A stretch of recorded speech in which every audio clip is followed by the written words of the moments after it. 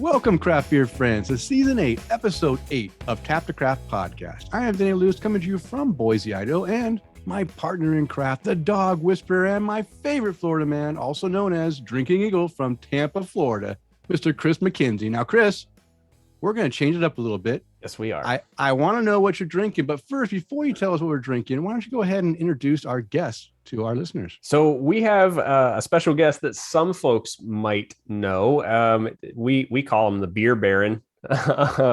We also call him a lot of other profane things to his face and behind his back. But we've got Mr. Joel Bigham here with us, who is, Joel, you're the founder of Fermented Reality, right? Yes. That would be correct. Okay, so Yes. All things Fermented Reality when it comes to our B cups that we always talk about so much, because you graciously sponsored our show for a season, or for 4 giveaways. The bottle shop, the beer garden, all those good things. And we're glad to have you on the show, man. You're right here in the Tampa area, just like I am. And we're excited to have you on our show for once. Thank you. Thank you for having me on. Appreciate it. Mm-hmm. So I'm going to jump in real quick. I'm drinking a Fest beer by Green Bench. If I could get the reflection to stop hopping on there, but Fest beer from Green Bench over in St. Petersburg, Florida. I'm doing great as usual. And then Joel, what are you drinking? What's in your glass tonight? So I have 2 of the same thing in my glass. Because you have a big boy glass. Barriehaus. Well, I mean, it's a Fest beer, so I figured I'd do the proper liter size stein of it. Mm-hmm. It's their Fest beer, Barriehaus in Ybor City. Amazing brewery. I would tend to agree with you. And then Denny, what's in your glass this evening? Well, what was and is now in your glass? Yes. This evening? And how are you? Anyone who had just signed in to watch us live watched a nice show, and or maybe not, I don't know, but yeah, I am drinking something from OEC Brewing, which is Ordinum Eccentric Coctoris out of, I think it's Connecticut. I think this is Connecticut if I remember correctly, but it's Coolship Black Lager. And my lovely wife picked up a 4-pack of this. And I've been drinking it, enjoying it. Although I did waste half of a 16-ounce glass all over my office, but it's okay. I got another one to take its place. And this is a really nice, good, dark black lager. I love a good black lager. Not enough breweries do it.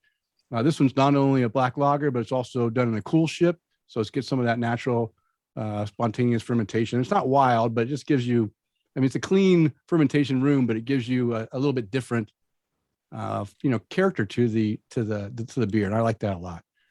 Have you guys had any OEC brewing, Joel? No. Never heard. Never even heard of it. I was gonna ask you if it was really a Coolship beer, since they were calling it Coolship. Yeah, it's a Coolship lager. Does it have a little bit of that kind of funky thing going on? Yeah, well, it's not funky. It has I wouldn't say funky. It has that natural, yeast, like open yeast thing. I think what's nice about the Coolship is because it's vertical. Horizontal. Get my thing straight. That it doesn't stress the yeast out as much, and it gives it a different lager yeast character to it. That's it's hard to explain. It's just a little bit different character that it feels lighter and easier on your palate. Interesting. Even though it's a nice dark lager too. It's just easy drinking, lighter, refreshing. What's the ABV lager on it? I think it's only 6 or under 6. It's like 5.4%. All right, it's under 6. That's good. Yeah, it's proper. Yeah, but that's what I'm drinking now. I will be drinking a Heretic beer I'll introduce later, and my favorite winter ale, the Jubelale, is out. So I got a winter warmer in my cooler. There we go. You know what it is? It's raining right now in Boise. How's the weather in Tampa? Is it raining or is it sunny? It's gorgeous. It's gorgeous. Awesome.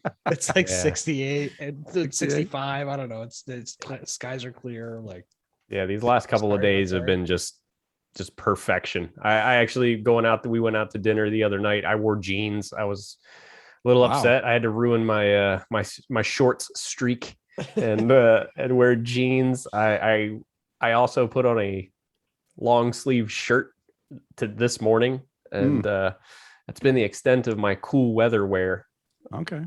All right. Well, good.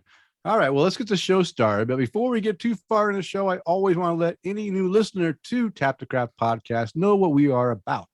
And we are an educational podcast. We focus around celebrating all things craft beer because we want to assist you, our listeners, along in your craft beer journey and adventures. And you're listening to episode 190. We're recording on Monday, November 1st, 2021. And yes, we are live on Facebook. If you would like to watch the show being made, you can join us live on Facebook every Monday before the show releases. And just watch us. If you would have joined us today, you would have seen a little bit of a show or a mishap that you wouldn't normally get. But join us. Denny ceiling, part of his head popping in and out of the frame. Yeah. I think a slow-mo is in order. Because that was all recorded, right? I mean, yes. But I've got it. Yeah. Well, I quickly muted my mic before I let too many foul words come out, but I think I kept it under control. Well, no, it was funny, Denny, as I was complimenting like your face. You were actually like kind of laughing about it. Like it definitely wasn't funny, but you were just kind of incredulous. You're like, it is what it is. Yeah, it is what it is. I just, it's unfortunate, but it's okay. We're moving on. But join us on Facebook. We have a great bunch of listeners. We got 8 people right now, even stuck with us after that mishap that is enjoying the show. So that's fantastic. And in this episode, like we said, we already introduced our special guest, Joel, and we're going to interview him, and we're going to find out how, a little bit about how to start up a business in the craft beer industry, because Joel has done a business or 2 or 3. And so he has a lot of experience in different aspects of starting up a business. And I would love for him to share that information with our listeners. And of course, you can count on some great beer conversation as well. Now, Chris and I want to thank all of our Patreon supporters, because this episode is brought to you in part by our satisfied Patreon supporters like Mike Allen, William Slimmer, and Amanda and Kevin Argauer, and our virtual producers, who are our virtual producers, and Tom Byrne, Jeff Seiler, Johan Halberg, Terrell Carlson, Chad Lamassa, Mark Church, Matt Knight, and Eric Gronley, who want to buy us a virtual beer. And if you enjoy the content we provide, we invite you to support the show by toasting your hosts or buying us a virtual beer, or even becoming a virtual producer. You can explore the options on our support page by visiting patreon.com/tapthecraft. Okay, so we had some listener feedback. Actually, we had some listener feedback and some voicemails. We have a good little intro to the show here. So why don't you go ahead and start us off, Chris, and let us see what Terrell Carlson asked. All right. You see that? No. Listener questions? Tara doesn't seem to ask any questions ever. Yeah. Oh, okay. There it is. Finally, there it is. I was like, I don't see it on there. Get off the porn site. Okay. What? It's just so entertaining though. She's flexible. I just can't believe that. So Tara sent us an email. She said that we will be spending a couple of days in downtown Denver soon after our state capital tour fix. Any recommendations for brewery visits? Fort Collins will be our other stop, and the main reason for the trip. Thanks. Okay, so I've been to Denver, but I've never been to Denver on a beer cruising tour. I've always been there for a purpose. We know for right? weed. Yeah. So I'm hoping, I know, Joel, you've been out to Denver before, right? Yes, and Chris, you may have been to Denver or not. I don't know if you haven't. Nope. Okay, but maybe you have some breweries. I did list a few breweries that I would want to visit if I made a trip to Denver that I'll talk about. But Joel, since you've been out there and you might have perused some good venues, what advice would you have in the Denver and or Fort Collins area of Colorado? So I was only in Denver, and I loved it. I had a great time. We didn't go to that many breweries. The ones that we went to, I don't have anything great to say about any of them. The one I was excited for, well, no, and I'll tell you why. Right, the one I was excited for was Great Divide. Okay. We went in, and all they really had on was their core beers. There was nothing special going on there at all. And it was the one, apparently there's 2 of them, or at least there used to be, and this one was downtown, and it was very small. And again, we really enjoyed ourselves. We did, but it wasn't something that I'm like, hey, make sure you go visit. Plus, on top of this, this is 2014 or 2015. Mm. So my information's old. We Mhm. of course went to the what's the famous tap room with the falling rock, Falling Rock, right? yeah. That Sam Calagione was there, very inebriated, having fun, toasting, and like it was Dogfish Night or whatever. It was, excuse me, it was a GABF thing. Okay. I wish I had better info for people. Nowadays when I go there, I just go to the dispensaries. Okay. All right. So the problem with this is that there's like 150 breweries in Denver, right? Yeah. I mean, how can you really? I mean, there's a lot to visit, so that'd be tough.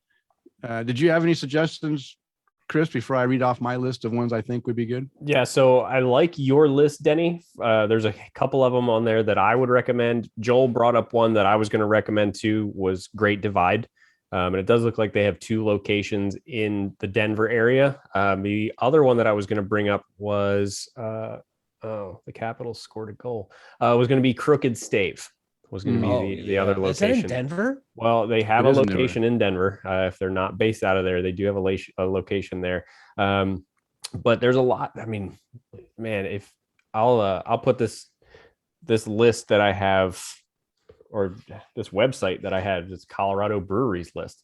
I also have one for Fort Collins too, so I can send that over and just put it right here on our Facebook page. Crooked Stave is ridiculous. I can speak. Oh yeah, The experience I can speak from is I've had a ton of Crooked Stave beers, and I don't think I've ever had one that was bad at all. I mean, forget like whether or not I liked it. I liked all of them, like, which is crazy, right? It's like they do such a great job with their sour program, and their then they started doing this Trellis Buster double IPA thing that was like, holy crap, that thing was so good. I must have sold 30 cases of that in a week. So yeah. So I thought of Crooked Stave, but I know that Jim and Tara aren't huge fans on sours, so I didn't. I kind of kept that in the back that if they wanted to go visit to have a couple sours, they might enjoy. They did go recently to Columbus, and they did visit a brewery, or I think it was a brewery or a pub that was pretty much just did sours, and they really enjoyed it. But yeah, that's a good one for sure. All right, so the ones I have here, you have to visit the first, brewery. Well, I guess brew pub in Colorado, and that's Wincoop. It's the famous one, right? He kind of started things off in that area, so that one might be one to visit just because it's historic. Another one that's fairly new is Comrade Brewing. And I have had a couple Comrade beers, and they were really good. And they do a variety of stuff as well. So it's not just, big sour beers or wild ales. They do some IPAs and such. So that would be a good one, Comrade. If you want to get really metal, go to True Brewing. I haven't had any True beers, but I hear that they make some really good stuff. They IPAs. do, Denny. I almost mentioned that. I for some reason I thought they were in Asheville, but yes, True. For sure. And the U looks like a V, right? Yeah, True. it's a V. Yeah. But I know Tom Burns is a big fan. I think he's been a big fan of those. And a bunch of people I see checking the beers, they really like them. So that might be a spot, a little bit different outside of your realm. Because like I said, it is metal. It is a little bit heavy there. Another one that I've heard good things about, but never had any beer from them, is Cerebral Brewing. They do some different things that have gotten really good reviews. And then one that might be fun is the Grateful Gnome.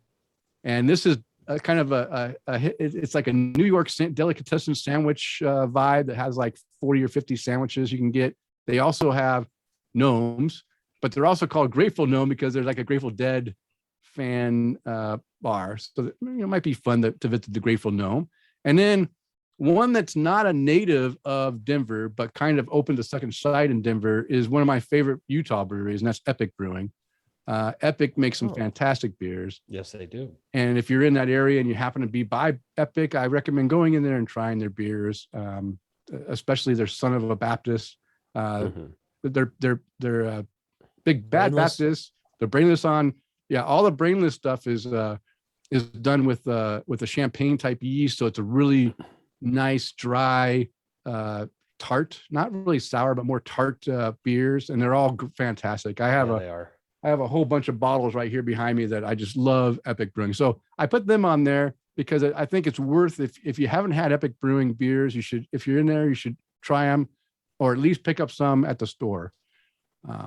So yeah, those are our advice for maybe stopping at a few breweries.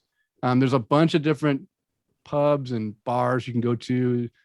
I think it really, the way the Denver's broken down is it's in different areas, right? They have the Rhino area, which is the river north. They have they have these different, areas where you can go visit, where you can just kind of focus on the breweries in that location. So depending on where you're staying, that might dictate on how far these are to walk and which you want to do your route. So I would just plan your route. If some of these that I mentioned are on your list, or what Joel and Chris mentioned, stop by and have a beer and check out the place. And also in Fort Collins, they do have a location for Crooked Stave in Fort Collins as well. Okay. That may be the OG. I feel like Yeah. the OG wasn't in Denver, but I can't remember for sure. I do think it's Fort Collins. I know they have a big barrel program up there. I think And that's always what's going on in Fort Collins. New Belgium's in Fort Collins as well. Odell. Yeah. Odell's Yeah, in Fort there's Collins. Odell. Yeah. So I've been told but the New Belgium Brewery tour, Mhm. like I've been told that is spectacular. Yeah.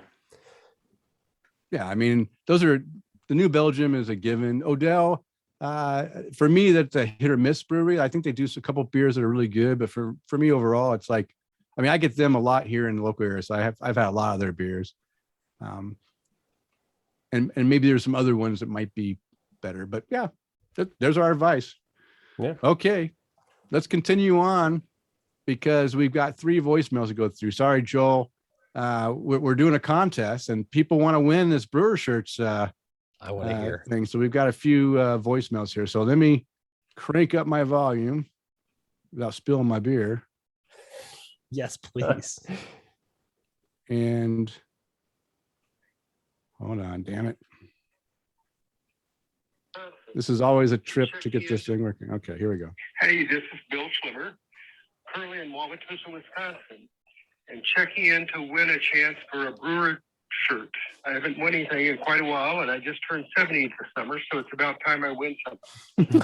On another note, I had a beer yesterday called Lupulin Lager, and I never heard the term Lupulin pellets before.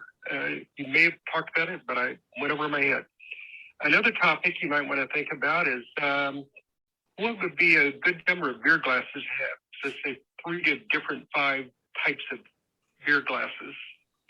And another note you might review would be what kind of beer to drink when. I almost didn't send you guys the Baltic Porter aged on cherry from Odyssey because I thought, oh, it's too old. But then I thought about it. Since it's been aged already, it's probably heat. So I did look a little bit about it. And there's a wide range of when to drink certain types of porters. Anyway, thanks, guys. Take care. So All right, glad well- he sent us that beer. I am too.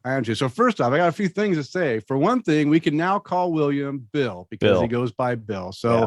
I'm always hesitant when I see a name come across that's the full name because I don't want to make a mistake and call a nickname if they don't like that nickname. So I always call them by their full name, and if once I hear them speak that it's a different thing, it's okay. So now we'll call William Bill. So Bill Slimmer. The second thing is 70 years old. I had no idea, Bill, you were 70 years old because the pictures I've seen with you on Untapped and stuff, I never would have thought you were 70 years old. So fantastic. It's the beer. It keeps him young. Yeah, that you're drinking great beer, visiting all these breweries, on the lake all the time, sending us beer from Wisconsin and that surrounding area. It's been fantastic. So that's really good. And thanks for the topic ideas. Joel, Yes. what do you know of, you don't have to go in detail, but what do you know about lupulin pellets? Are lupulin pellets the same as hop pellets, or are they a special type of pellet? So good question. Yeah. I didn't consider that there would be a difference between a lupulin pellet and a Yeah. hop pellet. Lupulin is the genetic powdery term for hop. No, wait. Lupulin. I think it's the oil or the powder. Lupulin is the Lupulin is the glands inside of the hop cone. Oh, it's not the powder on the outside So- of the cone. Yeah, so the lupulin is the small yellow glands inside of a hop cone that contain the alpha acids and the essential oils. So basically what they do is they remove all the vegetation or the vegetal matter and they keep the lupulin. To So it's pelletize. it's So a they're not pelletizing concentrated the pellet. leaves. Right. So it says concentrated pellets made by separating the lupulin from the vegetal matter. As the resulting product has intensified concentrations of alpha acids and essential oils. Got So it. Okay. the more you Imagine that. know. But Yeah, there's a ton.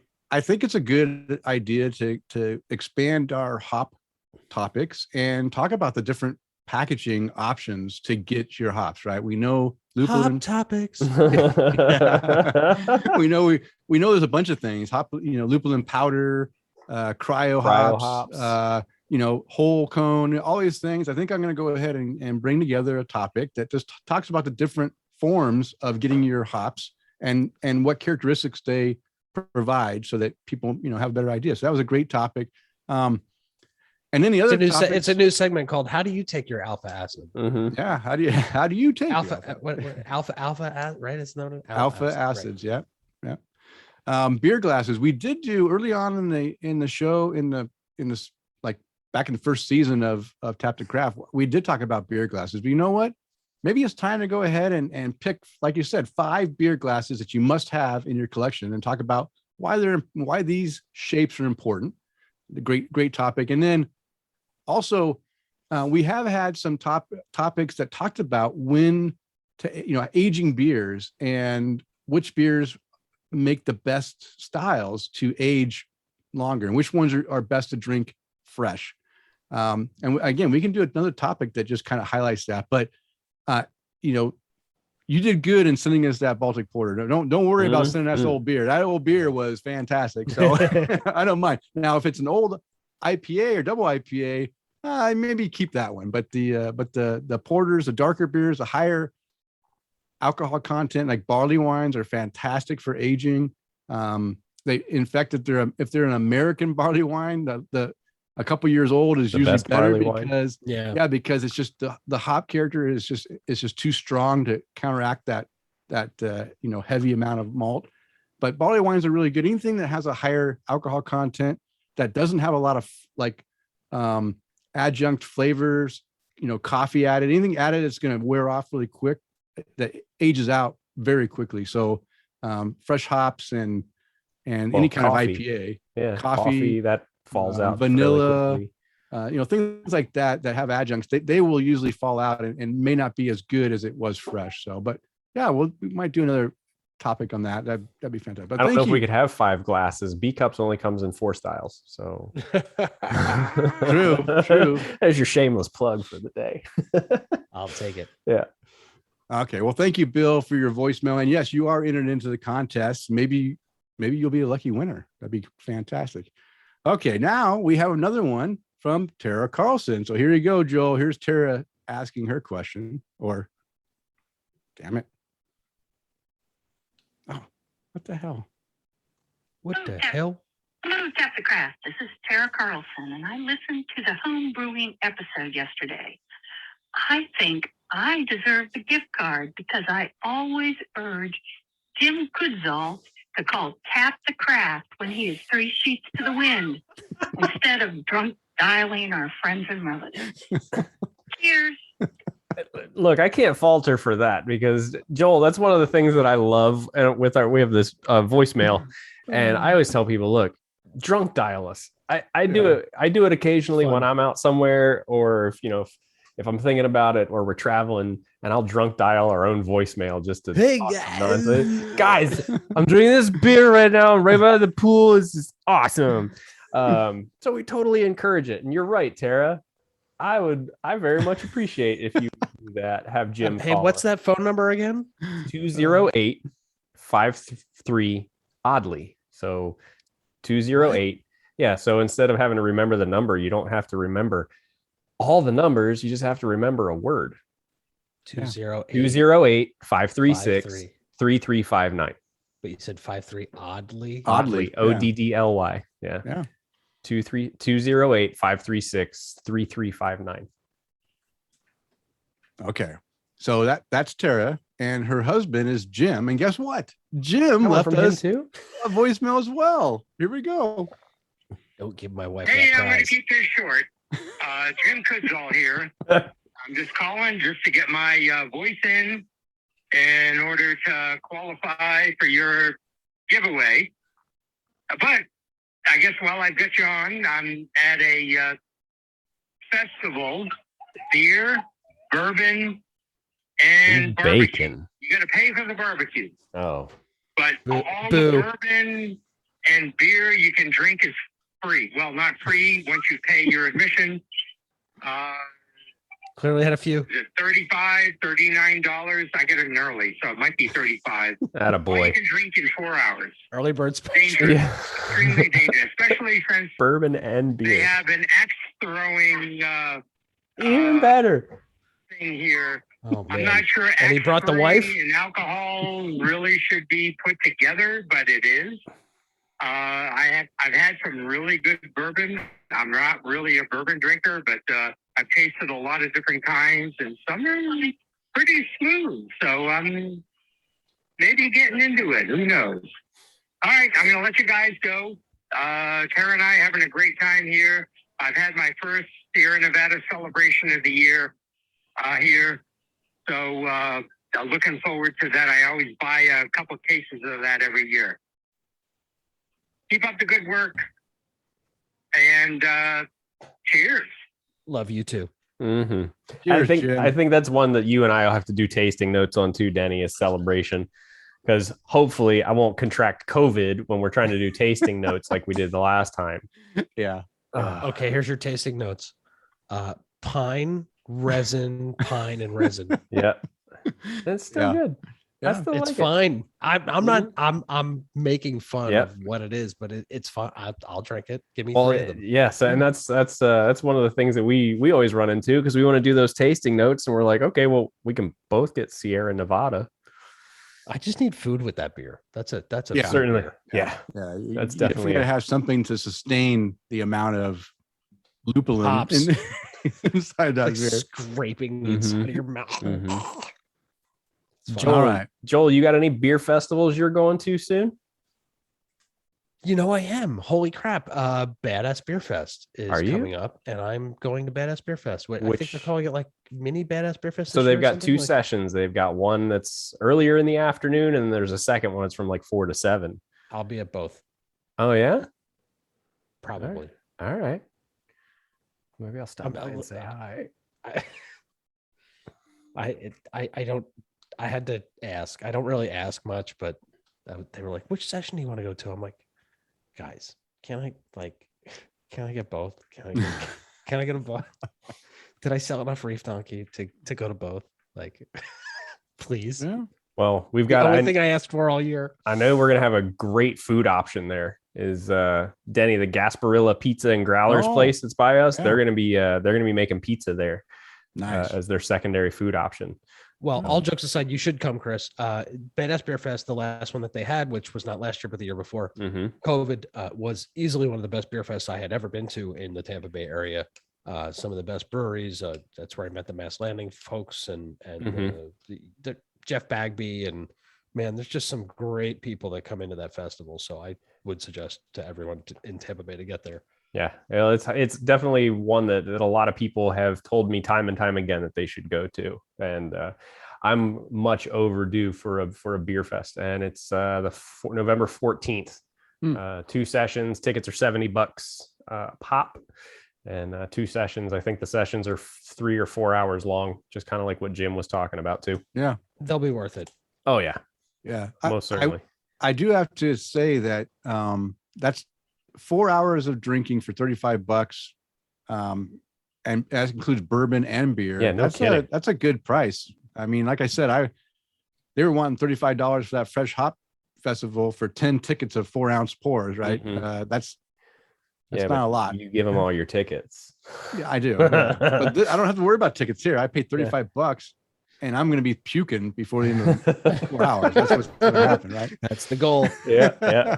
Got to take that Uber home. That's right. That's right. All right. Well, thank you, all three of you, for sending those voicemails, and for Tara for that extra email. And I'll send you back an email. I'll send you in your email. I'll send you back some of these breweries that we mentioned on the show, so you'll have that as well.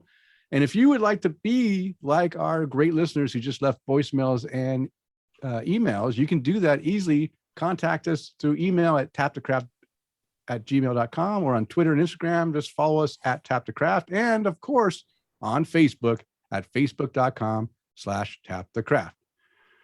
Okay, Chris, I know we're running a little bit long, but did you want to do our Untapped just like quickly, or? Yeah, I'll do either the best ones, or Okay, your- we'll do your bombs. a quick and dirty one, but let's Well, continue like this it. conversation because now it's time to untap the craft and see what our listeners are drinking according to Untapped. All right, guys. So remember, if you want us to read your check-ins on the show, we read everything. Well, not everything, but a selected amount, especially when we have so many, because y'all were out trick-or-treating last night and drinking beers while you were taking your kids around to get candy, at least here in the United States. Make sure you follow me on Untapped at MCK1345. And we're going to start with, well, we talked about people in the United States. The first person is not in the United States. I really don't know where Henrik is located because it doesn't say on his profile. I But think he's in Sweden. Yeah, that sounds like a Nordic name. he's drinking a Kentucky Henrik. breakfast stout, KBS from Founders 2020 KBS. And Joel, where was that beer from that you said you guys gave out to your staff at the end of your first year? This is Estonia. Pohala? Yeah, Pohala's in T-A. Oh my gosh. Yeah. Tallinn, Estonia. Okay, so he said that he's drinking this at Pohala. Really? Yeah. So But he's it in says- Estonia. But it says moving day over at Steffes, which I'm not sure where it is. But anyway, 4.5 caps for this beer. And that beer, I love this because it was one of those beers that everybody sought after and waited in line for. And then now that they are mass producing it, you can go to your nearest store, at least here, and pick it up off the shelf pretty much year round. Next on the list is Mr. Buck Buchanan. Don't get to read his name too often, but he is drinking a barrel-aged hop squatch by Four Peaks Brewing Company. He's drinking that one at Steve's Wholesale Tools because, you can pick up some axes to go axe throwing while you're drinking this wonderful beer. He wrote, "Great beer, no nice alcohol burn to show me it's where it needs to be. The barrel really brings out the flavor." 4.5 caps for that beer. Mr. Jeff Seiler is drinking a Contents Under Fresher. Oh, the Jubelale, Denny. You know what? I love that because you've been drinking that every time around this, or That's right. this time of year. You drink that even in the beginnings of the early episodes of Tap the Craft. Oh yeah. But Jeff is drinking a Contents Under Fresher by Lagunitas Brewing Company. Delicious fresh hop IPA, Mosaic, Citra, Simcoe, and Sabro hops. Big piney and fruity notes. I just love fresh hop IPAs in the fall, which I tend to agree with him. 4.25 caps for that beer. He's also drinking a Sorta Mostly Dead by North Park Beer. He gave that one 4.25 caps as well. Mike Allen is checking into his weekly beers at the Taco Mac. He's got one by Deschutes, the Squeezy Rider West Coast IPA that he gave 4 caps to. I had myself a Grapefruit Walleye by North High Brewing at the K9 Beer Cooler, which is my house. That was a beer that Megan brought back from Ohio for me. But Mike Allen is drinking also things by Terrapin Variant Brewing Company. It looks like a Terrapin kind of week or day for you, buddy. But 4.25 caps for these beers you're checking into. Moving on to, let's see, who's next? Mike. Dude, you are busy today, pal. Chad Lamassa continuing his check-in streak for the 11,000th show in a row. He's drinking a double dry hop Citra Crumble by Imprint Beer Company. Super hazy, super hoppy, super citrusy. 4.25 caps for that beer. Mike's check-ins are continuing, and Bill Schlemmer, now that we know that, is drinking a Stout State of Mind from 2020 by Third Space Brewing. And he wrote excellent collaboration. I think that's what that means. XINT or XLNT. He just texted me and said it was Billiam. Billiam. Well, until he tells me otherwise. Let's see. Aged 11 months in a bourbon barrel from Ray's Liquor. I've had it for about a year. So he said it's smooth, 13.5%, 4.5 caps for that beer. Tara Carlson drinking a Blackout by Molly's Brewery. Just got home from work. Place is a mess, but I've got to prioritize a check-in for Tap the Craft. Thank you, Tara. Because if I don't read it, she's going to yell at me. Jim. What are you doing today? What are you I doing know. at home? Yeah. I'm liking this beer. Glad it's finally dark beer weather. Eek, it's 7.3%. I don't think the kitchen's going to get cleaned. 4.25 caps Again. on that beer. So good. Eric Gronley, I saw he hopped on the show for a little bit too. Thanks for checking in, Eric. He's drinking a Bomb by Prairie Artisan Ales. Always a good one. It's getting colder in Minnesota, he says, but a beer like this one won't keep you too down about it. It's really rich coffee and chocolate flavors with sweet vanilla and chilies that balance all together. Many things to love about this beer. Checked one off my list. 5 cap rating for that. That's the first time you had that one. Good. Yeah. That's a good one to have. Yeah, it definitely is. And then Mark Connor is drinking a Love Is by Three Trails Brewing, and he wrote third closest brewery to Arrowhead. Go Chiefs! Dark and thick pour, nose is bourbon and hazelnut, taste is sweet, nutty bourbon with some coffee and creamer on the back end. 4 3/4 caps for that beer. And we will see if I've got any more. Matt Laney is drinking a Bodie Zaffa by Georgetown Brewing Company. Yeah. Great beer. Love me some Bodie. 4.5 caps for that. And that's what everybody's drinking. And the Lightning won 3-2 against the Washington Capitals. All right. Way to go. Well, cheers, Matt. Matt got it in just in time. He just 4 minutes ago. Just posted that so we can get on the show. So thanks for doing that. Okay. Well, hey, great beers. I mean, I love it when some people get some bucket list beers marked off their list as well. Prairie Bomb is fantastic. I do love that beer. I think the Bomb series are the ones that I like the best from Prairie. The other ones I can take or leave for the most part, but the Bombs are fantastic. Even the Noir? Yes. The Noir's good. I like the Noir series. Yeah, I've had a couple. Yeah, they might be okay. They do like Pirate Bomb, and then they do Pirate Noir, and then they do Christmas Bomb. Yeah, they don't do Christmas Noir though. They do don't.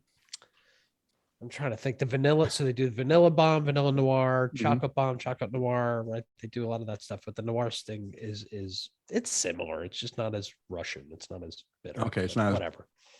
You would like it. Not as thick. Yeah, it's delicious. It is kind of as thick, but it's just a little different. Okay, it's good though.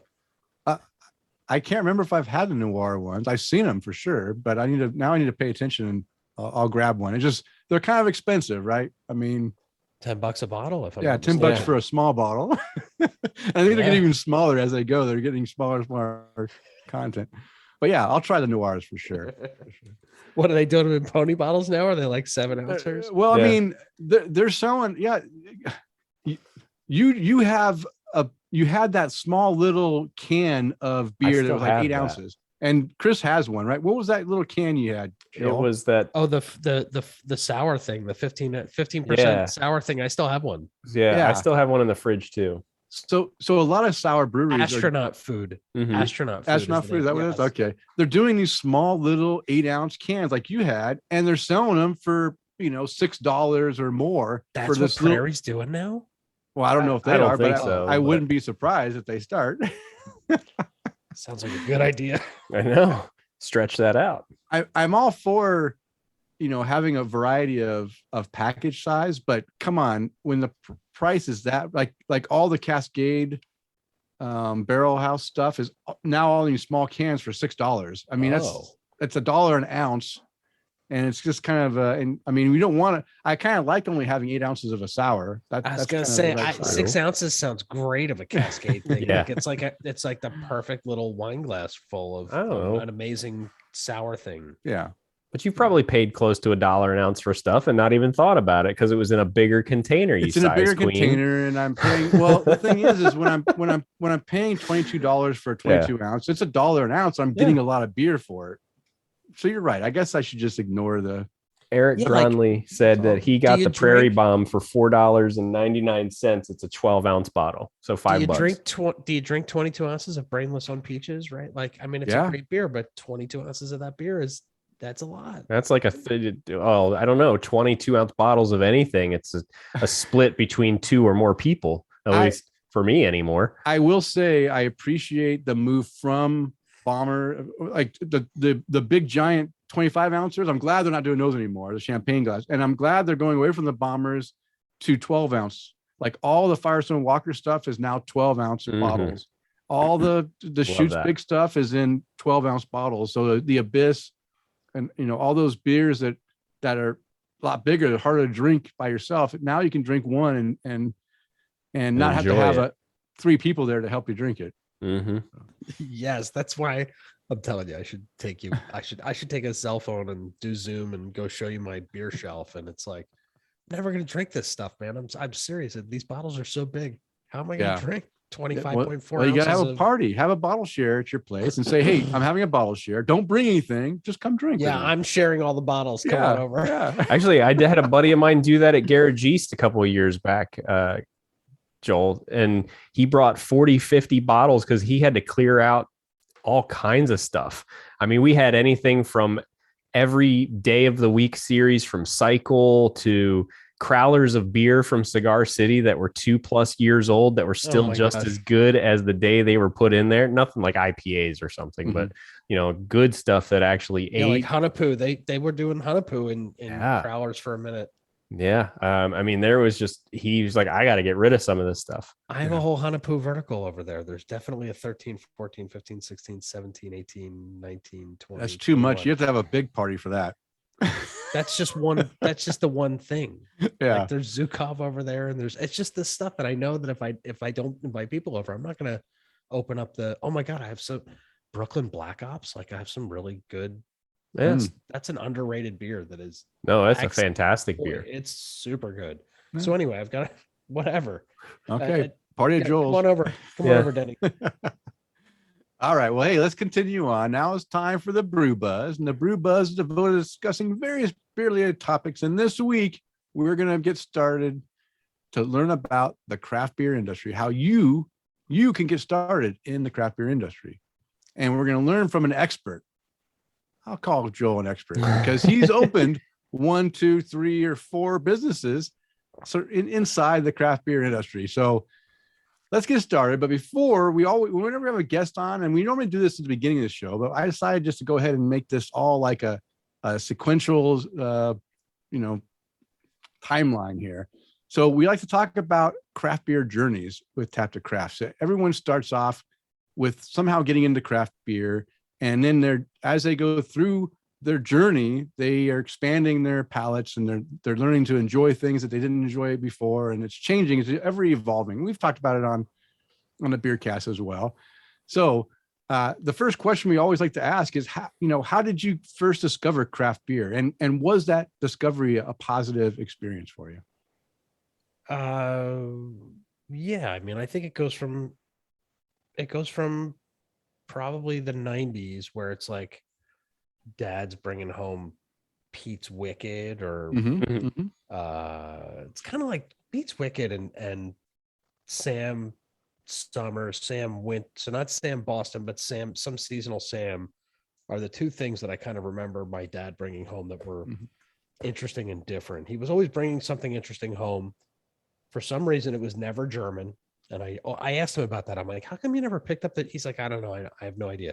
So it was like, MGD Light or like sometimes some Amstel Light, sometimes some, I can't think, whatever it is, a lot of macro kind of stuff that's like just slightly different or Yeah, whatever. you- But you he may always have- wanted to try something new. Yeah, he may have been bringing some stuff from Canada down, right? Moose Drool, not Moose Drool, Moosehead and Moosehead and Molson Labatt's and for Labatt's sure. and- yeah. So I mean, that's what. So back when I was the same time frame, that's what was coming in, right? We were getting, instead of the craft beer thing, we were getting imports, and that was what people were drinking. Was it felt like they're drinking something special, and they're drinking imports. But okay, so you were exposed to your dad bringing in other beers, and you think maybe one of the first ones you were exposed to was Pete's Wicked, or what was your personal exposure that you had, and you're like, this is good, or nah, this is not for me. Well, for me, it was vacation in Rehoboth Beach, Delaware, and there's a Dogfish Head brew pub right in Rehoboth Beach, and my brother was definitely into IPAs. In fact, his favorite thing at that time that he was trying to push on us was Dale's Pale Ale. And he would pour this thing in a glass and I'd be like, that fucking thing is not pale. I don't even know what you're talking about. This is not good. It's hot. It's red. It's bitter. It's no. And it was in a can too, which seemed And it like was this in a can't be real craft beers in a can. So we wind up with some 60-minute, which I wind up drinking at the brewery because we do a brewery tour. And I'm like, this is kind of good. And then I kind of found 90-minute, and 90-minute sent me this beer. If you know people who you're trying to get into craft beer, it is a great gateway beer. It's super malty. It's kind of sweet. It's very high alcohol. Yeah, It kind of hits all the right notes for a beginner. It also will give you some hops that you're not ready for, but it masks them with all this crazy malt. It's such a great beer. So that's absolutely hands. It's still one of my favorites to this day. I don't Very know. drunk. Very I drunk think on 90-minute. Yeah, I think 90 minutes still is a little too.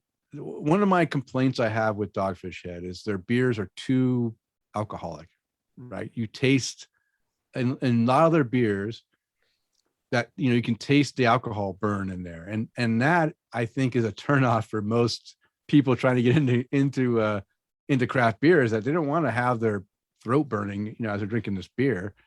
But I'm shocked that you got right into the IPAs. Usually IPAs are something that people that are not used to drinking beer, wouldn't gravitate towards early on. Well, I mean, I remember tasting all kinds of beers and different lagers and different this and different that. And like Yingling, I'm from Yingling. I'm from the Northeast, right? Yeah. So Yingling to me is borderline offensive. Yingling lager, like proper Yingling lager, is the amount of lager yeast that you're subjected to by drinking this beer is intense. It's not a malt game for them. That's a whole yeast game for them. And that beer's not good. Sorry, Yingling. I love you. I love Pottsville, Pennsylvania. Love the whole thing. No. Like their Lord Chesterfield ale is delicious. Their porter's good. Their black and tan I can drink. They've got a lot of great beers, but that lager is like, I remember drinking this thing and going, I don't think I like beer. Like everyone else is drinking this beer and they're all fine with it. And I don't think I like beer, right? Like, I don't know. Okay. So you definitely you felt a link to the hops right away. You like that character. I guess I didn't like it though, Demi, right? It was like I needed the double. I needed You like getting malt. wasted. That's what you like. I just needed the more malt to balance the hops, because the hops were too. If you go back and revisit a 90-minute, even though you might think it's a hot beer, the hop characteristic is not a tongue scraping thing. It's a very kind of muted, round, it's a nice beer. Yeah, it's the old fashioned New England IPA style, right? Not a hazy, but a say northeast IPA. Yeah, where it was I used heavy to call it East Coast IPA, whatever you want to call it. It was the original East Coast IPA that was very malt forward and had hops there that would kind of mellow it out, but it still had that huge malt base that I honestly didn't like in IPAs. I liked, being on the West Coast, I liked the West Coast hoppy stuff because it wasn't so heavy in that malt. Sure. Yeah, it was. I know exactly what you're saying. It's even a lighter, crispier beer, kind of generally speaking, in the body, but they were so much hoppier. Oh my gosh. They were like, it's crazy how much bitterness you're scraping off of your tongue at a certain point. Okay. So let's move. We talked about a lot of different things right there. I think you answered a lot of questions in that one. But here's a question for you. Now, have you ever gotten into home brewing, or have you just always enjoyed drinking it? Never gotten into homebrewing. I know too much. I know how many batches I'm gonna have to make before anything's drinkable. So I'm like, let's start, right? Like you're supposed to start blindly, where you're like, I'm gonna make great beer like right now, and then you make 20 shitty beers and you get there. But I just know too much. I know how the sausage is made, and I don't want to go through all that. I know too many good brewers who are amazing at what they do, and I'd rather just, hey, can we make a collaboration beer or something? Here's what I want. Okay. Now I know you're not a big, you don't, I think you don't do Untapped or any of that stuff, but in your own personal rating of beer, like if you drink a beer and you're like, oh, this is really good, I rate this at a certain level. Do you rate your beers in your own personal scale? Do you rate it against every other beer you've had, or do you kind of rate them in your mind separated by category? Like, oh, this is a really good IPA, I rate this one in the IPA scale here, and this is a really good lager up here. And how do you rate overall, or by the style of the beer? I definitely do it by style. I think that anyone Okay. who doesn't do it by style is doing everyone a disservice, including the review that they're putting on Untapped or whatever, right? Like, you can say you don't like something, but don't say it's shitty, right? Like, there's these two different things. If you get an off flavor, you say it's shitty. That's fine. Hey, buddy, this thing tastes like a stick of butter. Like, what do you want me to do with this? Like, that's kind of a on the nose comment, but it's kind of accurate versus like, this beer sucks. Like, kind of doesn't mean anything. But to answer your question, it's I'll judge a lager by a lager, a Helles by a Helles, as a matter of fact. Exactly. Schwarzbier by a Schwarzbier. Absolutely. Okay, good. All right, Chris. So Joel is spot on that one. Well, it's because it's your answer. Okay. No, we have this back and forth because we always talk about, I'm big on the Untapped side just because I like being able to track all those things that I've tried, and I like that, but I can totally see it. Well, even from like someone producing the beer, like you said, well, hey, this beer's awful, I'm never going to drink this again. Well, why was it awful? What was off about it? Nobody puts that. They just go, this beer sucks. And then they rate it a half cap, and everybody's oh, well, so-and-so rated it a half cap, and, it pulled down the average for the beer. I love Untapped, but I hate it all at the same time, just because of how, it's like the internet. Everybody can write what they want on the internet. You can put whatever they want on Untapped. So, but the ratings do wind up speaking for themselves. I do often agree with how where they wound up floating to, right? Like, these beers that really do consistently get like a 4.1, 4.2, 4.3. I mean, these beers are oftentimes very spectacular, and beers that get a 1.9 are oftentimes very not spectacular. Sure. So there's a lot of truth to it for sure. It depends on how many ratings it's gotten, really. You've got to have enough ratings to weed out the ratings that aren't really true, right? It's all it's by the numbers. More numbers are going to raise that up, and those flyers will be disregarded. Yeah, in statistics, they call it observations. You need multiple observations to try to prove something out. Or you have like someone who used to work for us, who she would rate everything 5 caps. It didn't matter. Everything was just 5 caps. So it's like, well, what are you doing here? That's every common beer drinker in the United States. Yeah. It's 5 caps. Everything. It's great. Hey, listen, it's good though. They like everything. So that's a good thing. Yeah, it's good. And if it's free, it's 5 caps for sure. Oh, sure. At least helps. It gives you a half cap boost if it's free. So that's free is for me. So we have talked a lot. Well, not necessarily a lot, but we've mentioned your bottle shop a few times before, right? And I'm going to touch on a couple of questions about the bottle shop, and feel free to take it where you'd like, because I know some of it, there was a sore subject in it, but there's no more sore subjects. Good. Okay. Well, great. So when did you guys open the bottle shop? Bottle shop was open before I bought it. So the bottle shop was opened by this guy Tom in like 2014, and it was a craft beer cellar franchise that he started. He thought he was going to make $1 million right away, and he did not. So when I bought it, I was intent on changing it. That was good question. Late 2016. That's what I think it was. Late 2016. Yeah. And when I assumed that I was going to make all kinds of changes. Sure. And interestingly enough, that was one of the first places when we moved here that it was referred a place for me to go. Hey, if you want to pick up beer, it's a great place to go. And even as you guys progressed and made changes and stuff, it was still a great place to go, even if it was to grab a beer at the bar, or even just some stuff that you guys had in the cooler or on the shelf too. So, but like you said, you were like, hey, you got it because you wanted to make some changes to it, right? Or what do you think some of the changes were that you guys wanted to make off the kind of at the beginning? Well, he already had the alcohol license to serve on premise, which is in Florida, it's called a 2-cop. So he already had a beer and wine license. He was using it to serve customers in the store. It was the smallest bar I'd ever seen in my life. It literally had 3 or 4 seats at it. He had 12 taps coming off the cooler, which was a good thing.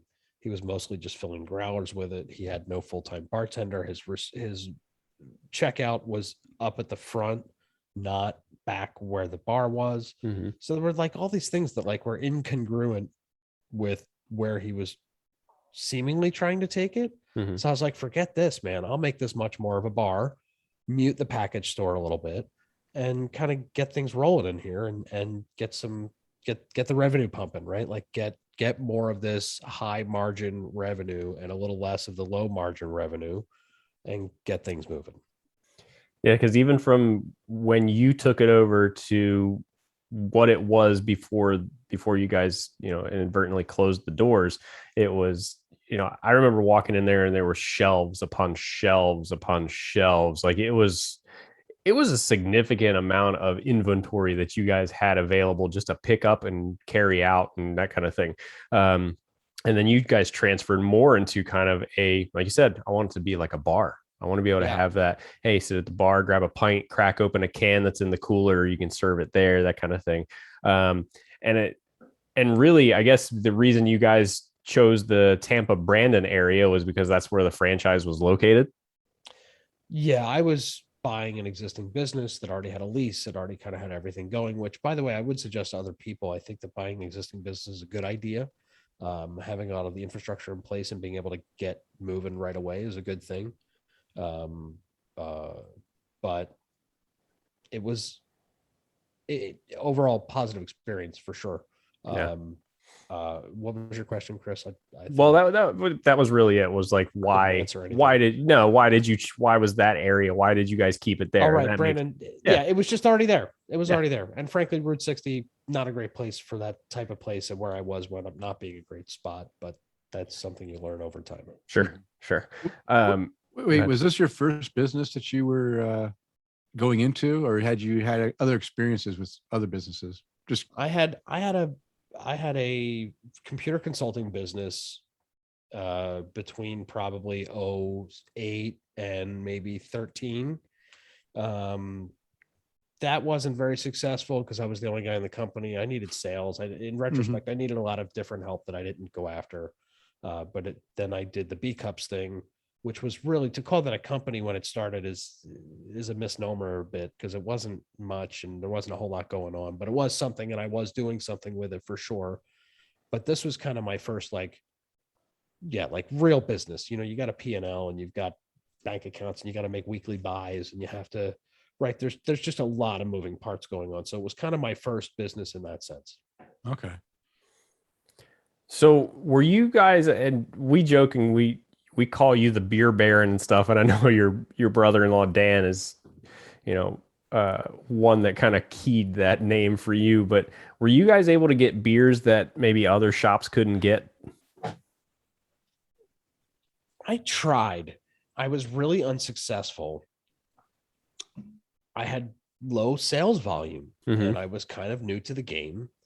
And the way this game works is if you're moving volume, you can ask for and get whatever you want. And if you're not moving volume, then you should be at least creating relationships to try and get you some of that stuff, which is very possible. I mean, if you have friends and stuff in the industry, but you've got to have the longevity. You've got to have the connections. Sure. This industry is very small. People don't just want to give you their best shit right off the bat. And I kind of thought that might happen just because I was geeky and people were looking for the geeky spot to spot their beers. And in fact, Most places are not like that. Some are, but most are not. Mhm. So in just regards to the bottle shop, is there anything that you guys would have done differently? I would have been in a different location. We were in a strip mall on Route 60 that was way far off the road. And I had a small spot on a very tall pylon sign. There was just no, for people who don't live in the area, it's one of these. So it's a highway. I have my fingers up, highway. Yeah. It's 3 lanes each way. It's got a separated median. There's a ton of traffic all day long. It's just one of these major thoroughfares through any city, and some cities might not even be big enough to have a thoroughfare like this. And it's just every single traffic light is another strip mall with another set of big box stores and like all this stuff that's kind of pulling your attention. So at the end of the day, I didn't have the visibility. I did have the name. I was too far away from actual neighborhoods. I was creating a neighborhood bar in a not neighborhood. Okay. That's pretty much it. Yeah. So in hindsight, even though it's a good idea to look for businesses that are already established, because that takes away a lot of that extra headache that is need to be done. It's also very important to understand why that business is succeeding or not succeeding. And one of the things that you found out after the fact is that, well, me, you know what, this location is just not suitable for what I wanted to do. You really needed to be closer to walking distance for either condos or some kind of an area that would allow people to have foot traffic into you. And you have that unique, cozy bottle shop bar thing to get those customers and to build that brand and be able to get those beers that you were hoping to get. So that's good. That's good information. And we kind of set the stage for you guys what the strip mall looks like right now. I mean, you guys had a Chili's on the very end. There's a Sam's Club right behind it. There's the cable company Spectrum, for those of you that have Spectrum. They moved. Yeah, they've moved. They couldn't even do business there. What about Linksters? Linksters was there. Franchise as well. People might know. Right. And then there was a pet store that was there, which is gone. There was a fan shop, as in the ceiling fans and fans that are on that kind of thing. Dan's fans. Yep. Legit. It was really kind of like you said, just it was like every strip mall you'd see pretty much anywhere else. And even so, like I remember even after you guys made the transition from craft beer cellar to fermented reality bottle shop, right? It never, out on the front, out by the street, it never said anything else other than bottle shop on your sign. I did that. Yeah. Which I don't blame you. You have to try. You can't put your name out there. You have to put what you are, because everyone's driving by and it just said bottle shop and tap room. That's all it said, was bottle shop and tap room. Well, because nobody would look at fermented reality and go, oh, I'm going to go in there and grab a beer. No. They always think it's realty. Yeah. Yeah, absolutely. Exactly. Hey, if this doesn't work out, I'm going into fermented realty. Just okay. Look, like I said, I want in. So you think there's anything that you guys could have done to keep the doors open in that place? I don't. I think that I think I should have moved it a long time ago. I think that again, so here's my problem. Initially it was a bottle shop, which is much more of a destination thing, a shopping thing. I wanted to turn it into a bar thing. That's all good and fine. That's actually a very good idea, but you have to do so within 3 turns of the person's home. Mm-hmm. And I was way far away from their house, and I didn't understand this. So this is something that I couldn't understand without living. And man, for those who don't know, Tampa is actually a really tight area. It's not a very big space, and Brandon is just outside of Tampa. And I would have sworn I knew what I was doing.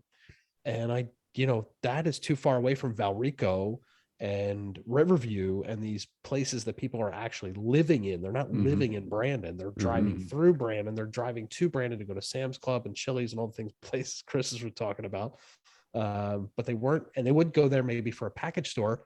Total Wine moved in around the corner, a mile away. Well, there go all your package sales. I don't care what you're selling. If you're selling liquor or beer or whatever, Total Wine runs you over. You're done. So Chris, I would have had to move the place. It should have taken place long before COVID. COVID came and decimated the rest of Sure. whatever was left of my business. And I said, forget it. My ego's not that big. I'll just close it. Like, forget it. Yeah, and I know that had to have been a big part of it because COVID came in and it was like, man, Bro, I did $80 on a Sunday. Mm. I paid Tom Nobles at $10 an hour to be there for 8 hours just to man the register. $80 came in the front door, and I was like, we are closing. That's Yeah. what's happening. Like, I could close on Sundays and Mondays and just be open on. No, we're just closed. Like, Yeah. done. Like, I'm not Yeah. doing any of that shit. So I negotiated my way out of the lease and done. Okay. All right. Well, okay. So there's the bottle shop. Now, you mentioned I got out of order. I was thinking that you did the B cups while you were in the bottle shop or whatever, but you actually did the B cups before you did the bottle shop. I did. B cups were born. The idea was born in 2013. I have all these calendar reminders that pop up at me every year.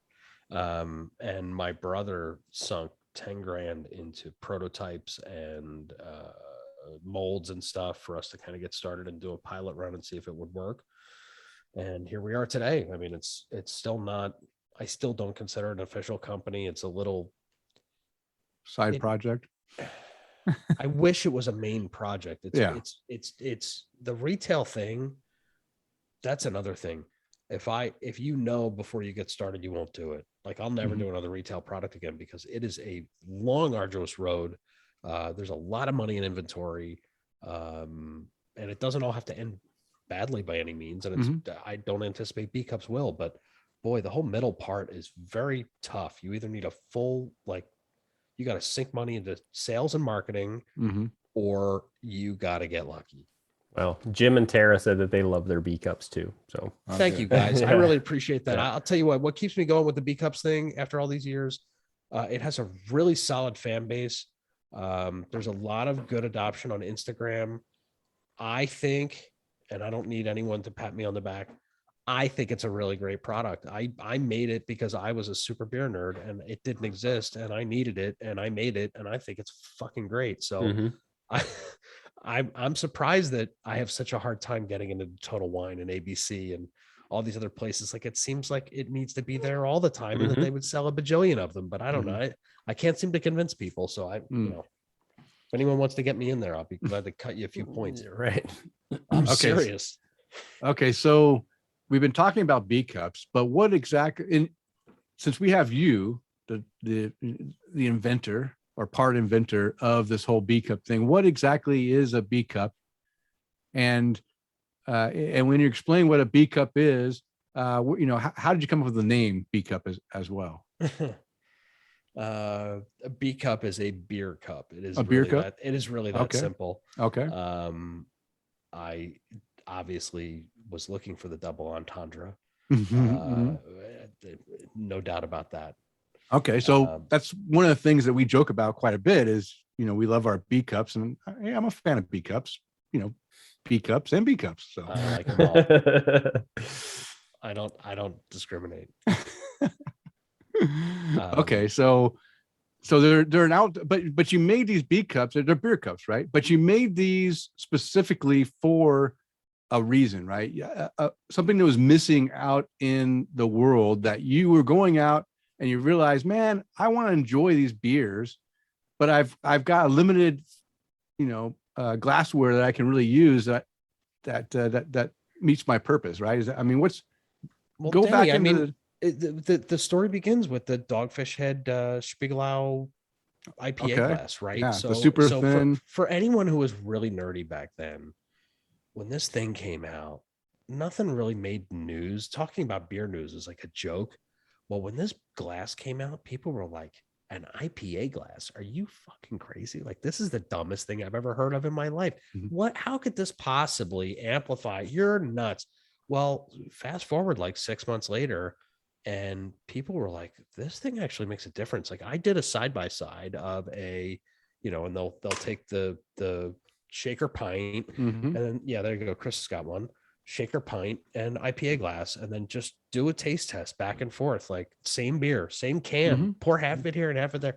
And I'll be damned if it didn't make a huge difference. So I want to enjoy it on the beach. I want to enjoy it whatever. I'm not bringing my $15, $10 IPA glass. Hell It's no. super thin. You look at that thing Super funny thin. and it breaks.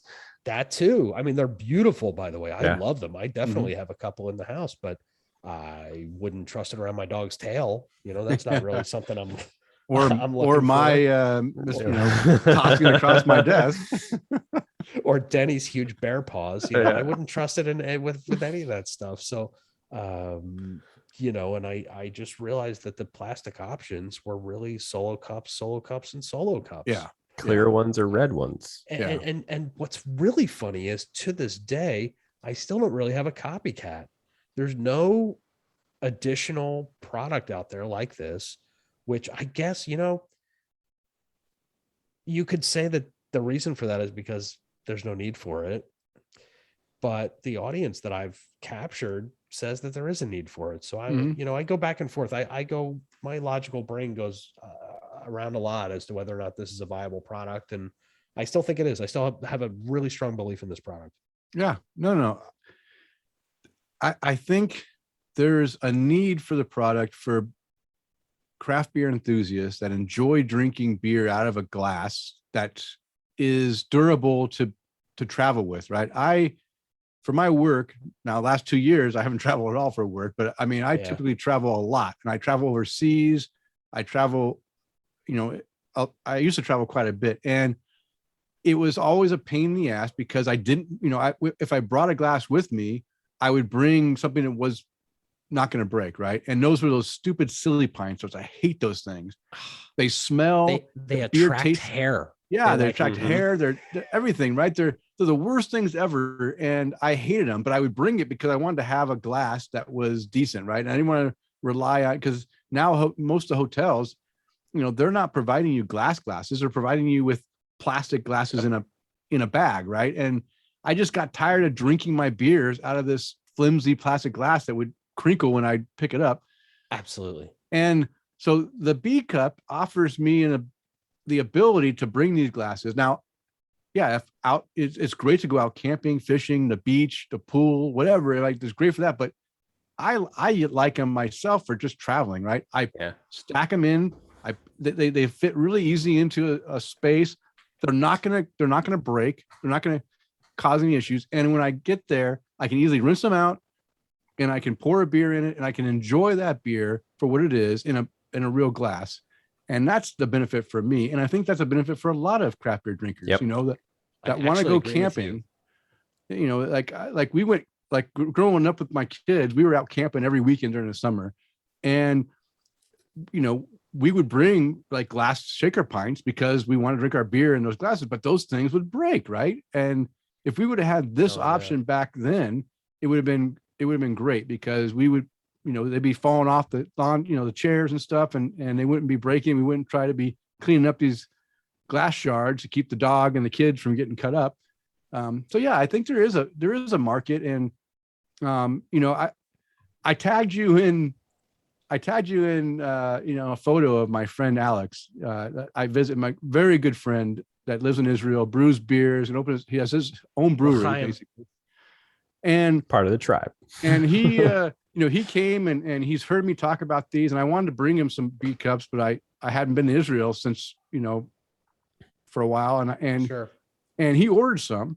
And when he came, something happened to the order. It wasn't shipped in time. I'm not sure what happened. And I went ahead and gave him some B cups. I said, here, take these with you. And then when they come, we'll do whatever. Yeah. Then when they came, I told him, you know what? Don't give me back my B cups. Just keep them and pass them out to your friends. And that's what he did. And now you're going to start seeing check-ins to B cups from Israel and from other countries that they visit with these cups. And I think it's a great opportunity to spread the word. And people are enjoying these cups, not only here in your area in Florida, but around the nation and now around the world. And I think it's fantastic. Side note, I do love the international appeal to these. I really do. And current side note is that I'm having a lot of trouble with international shipping. There's always been trouble with international shipping. It seems to take longer because they just sit in customs in whatever country, and I have no control over that. And then I can be like, oh man, I'm really sorry. Like whatever. The latest thing is USPS has suspended their international like regular parcel service. So like something that would normally cost me like I don't know. I think I charge like an extra $20 for shipping for international. I think it cost me like a solid $18, and it fluctuates. If it's Australia, it's 22. If it's right. So I just kind of picked this arbitrary number. Well, guess what? They stopped that whole service now. So now you Mhm. have to do priority, which is like Yeah. a $50 Yeah. shipping option. These guys are killing me for my international shipping. Like Mhm. here's another plead for everybody. Okay. I need international distribution. I need people in other countries who are going to buy bulk and sell in their country. And then all this becomes a lot easier and we skip Mhm. that whole thing. But for right now, I'm literally sending packs onesie twosie to Israel, to Australia, to New Zealand, to mostly English speaking countries. Mhm. Yeah. So, well, I have a few connections in Israel for bulk shipments if they want to do it. But yeah, we'll see where that If goes. they're a craft beer country, Denny, I mean, somebody Yeah. there might be interested, you know? Yeah. Yeah.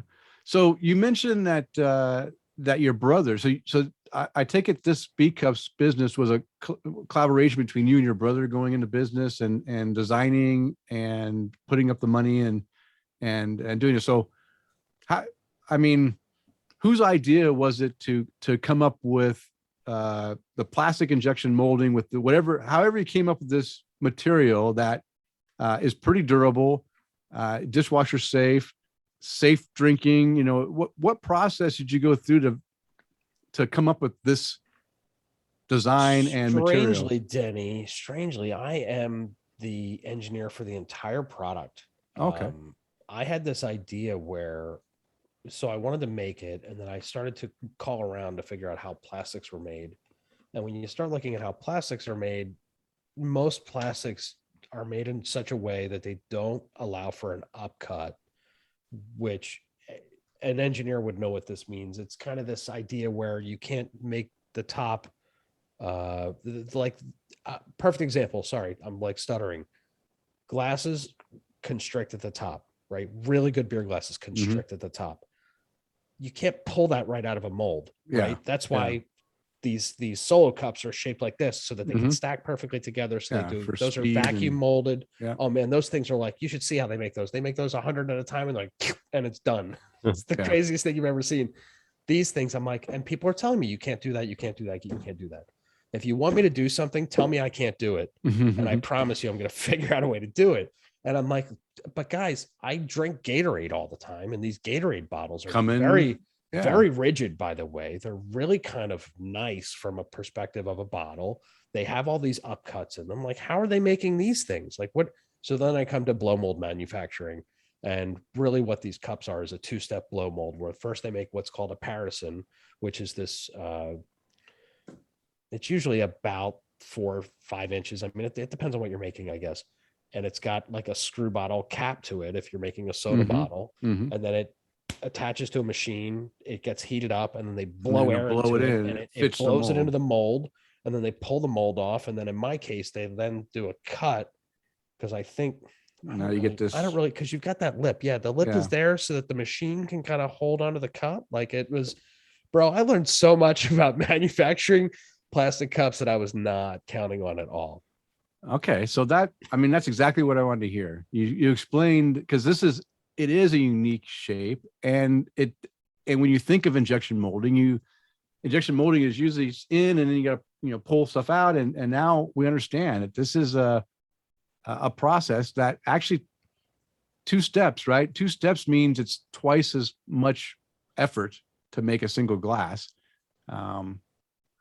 And these are, honestly, these are reasonably priced glasses too, right? I think the price is even down more now than they were. Originally, they were like, well, not originally, but at least when Chris and I were buying them, $20 a box or 4. Yeah. 4-pack. Yeah. But now it seems like we can get them for even cheaper, right? Sometimes you can get them for like $12.99. $12.99 is what I keep on the website now. It's become a more normal price. I was trying to see if the price point was a problem. I don't think that the price point is a problem. Ever since I moved to $12.99, they have not sold more or less. It's all the same thing. Yeah, I think $12.99 is a fantastic price for what you're getting. And I didn't bat an eye when we were buying them for $20 for 4. It's $5 a glass. They last forever. Yeah, and they're, they're durable and they're nice. So yeah, I can appreciate the price. I never felt like I was being robbed, right? I felt like I was being robbed when I bought my Spiegel IPA glass, and it only lasted 6 months before, and I was very careful not to let my wife touch it. And then she grabbed it to wash it, and it slipped out of her hands, and it didn't even fall very far, and just like was. No, they break in midair. They just like they know they're gonna hit a surface, and they break before. But I mean, yeah, that glass was so thin. Like if you breathe on it, you felt like you're gonna break it. If you talk to the creator of that glass, whose name I won't mention, he will tell you that they make it that thin on purpose because it like it's a temperature thing. Was it a heat transfer too? Bro, I don't know. They've got some reasoning, and I'm like, So the thinner the glass, the less heat is taken out of the beer, right? Because the thinner it's because so the thicker it's going to be more of a transfer, right? That into the material. Yeah, there's less material to kind of take. Yeah, so then it's less transfer, and it does, right? It is thinner, so it does keep your beer from. Now it can work either way, right? If you put your hand on it, it's going to heat up that glass quicker and heat the material inside exactly. But if you don't, it's not going to allow that beer to heat up as fast as it is with that thick, those super thick shaker pints. Those are the worst thing. You pour a beer in there, and it's like instantly all the coldness is zapped out of it, and it's now a warm beer, which is I never thought about that. Yeah, which is okay. It's okay for certain beers, but I mean, some things you don't want to. It's okay if I'm drinking a porter or whatever. I want that to warm up quicker, but not for my IPAs. I don't want them to warm up too quick, because then it becomes, That's a good point. I didn't consider that. That's a good point. Okay, you know what? You did a fantastic job of answering our questions. I don't have to go through the rest of them. We have one more section that Chris will hit you with, and now this now Chris, we're going to talk about the beer garden, but you can feel free to expand past the beer garden. Well, I have to at least say hi to someone that I saw just jumped onto our live stream. Camille, hi. Just saw that you hopped on here when we're talking about the beer garden. But the beer garden was, at least from my perspective, was something that got opened, 4 years ago? Late 2018. Okay. In a location in downtown Tampa, right outside of Amalie Arena in the new what is now the new Water Street development, in an area called Sparkman Wharf, and or as you guys lovingly called it, the park. And it was a really cool place to go. What made you guys want to open a beer garden?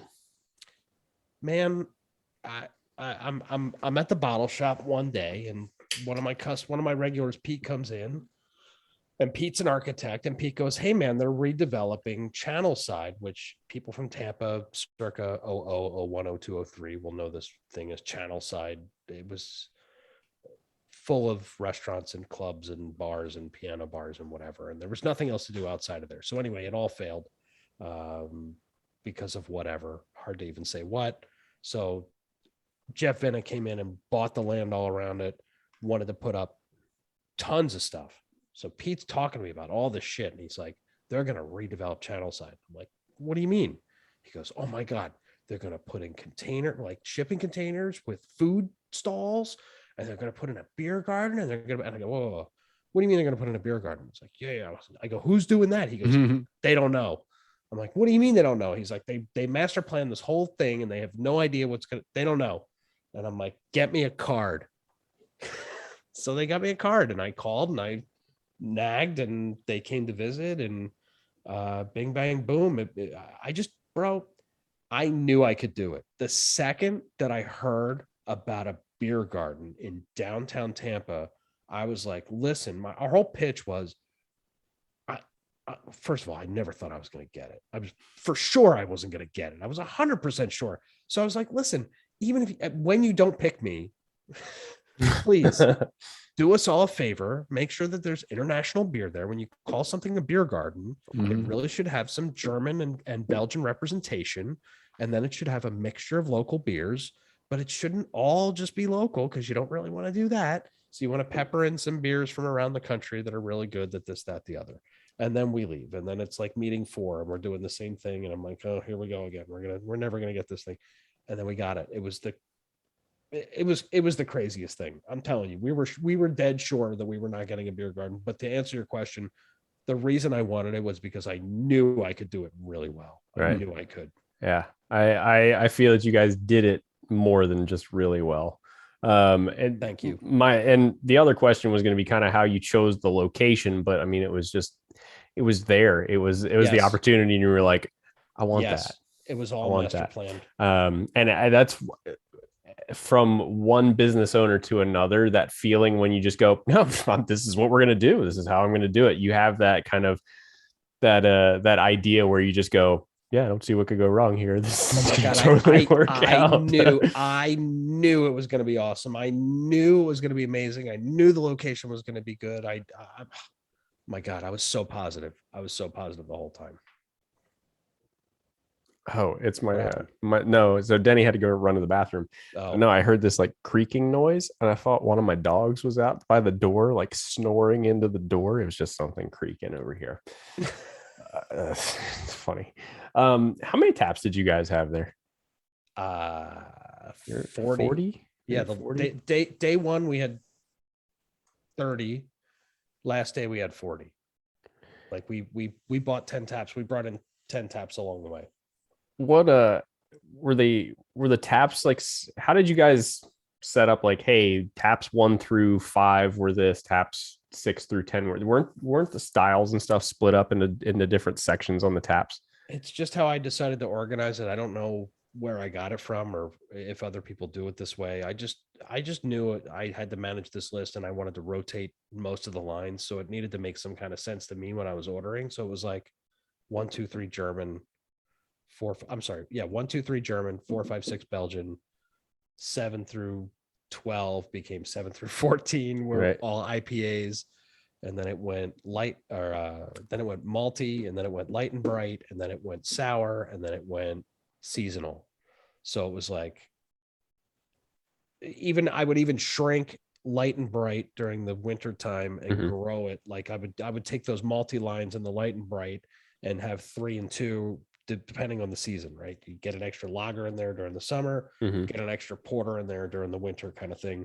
And then again, the extra 10 taps came because I suddenly realized that I could rotate even more beers. Like I had so much beer in the cooler. It was crazy all the time. And I could rotate whatever I wanted. And man, I'm telling you, that opportunity, second to none. And I feel like we executed it very well, despite how they decided to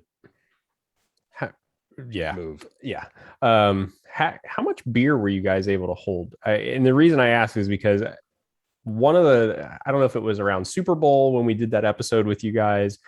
I just remember sitting and having a beer out there and hearing the staff going, yeah, I had to stack these kegs. And, I just basically took my whole day stacking kegs or something like that. And I'm going, how much freaking stock do you guys have in there?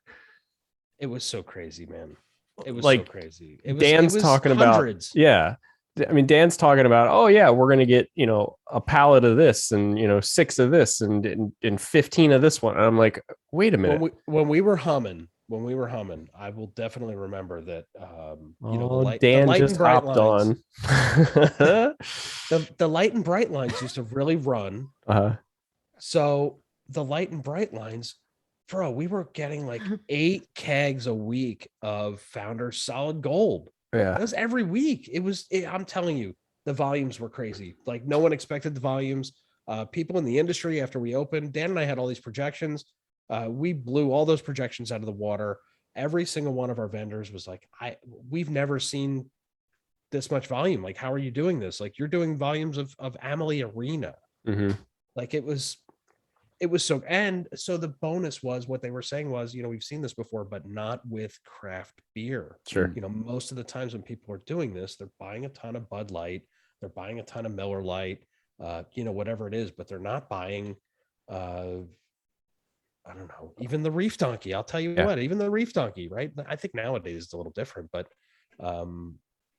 volume Reef Donkey, volume High Lie's a thing, volume V Twin, volume Graffiti Orange. Oh my gosh, we sold so much. Shout out to Seventh Son. Yeah. Shout out to Graffiti Orange. I think if I averaged all 3 years out, I think that was our number one beer, full stop. Great beer. Audience loved it. Absolutely amazing. That's a wheat beer, isn't it? It is. It's a wheat beer with orange and vanilla. Okay. Really, really subtle on both, but like a really nice round, easy beer. And me personally, I would look at that as a good kind of like a gateway beer for folks getting into craft beer too. Because it's a little sweet, but it's got a little bit of maltiness to it as well.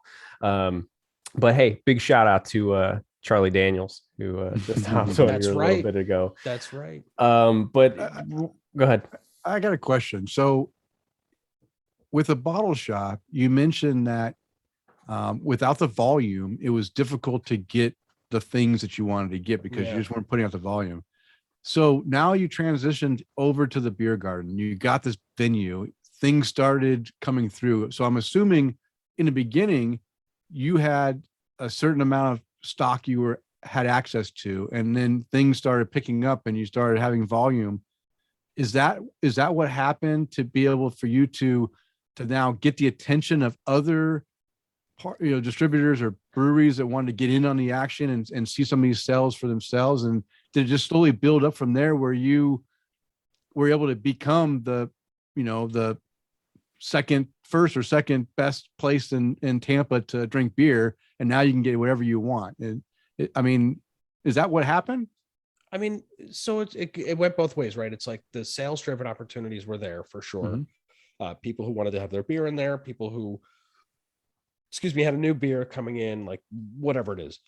And then there's the other side where like, I'm really nerdy and I want this beer. So now I can get it. Now it's like, it's like, how much of it do you want? Like, my favorite get ever is Tampa Bay Beer Week 2020.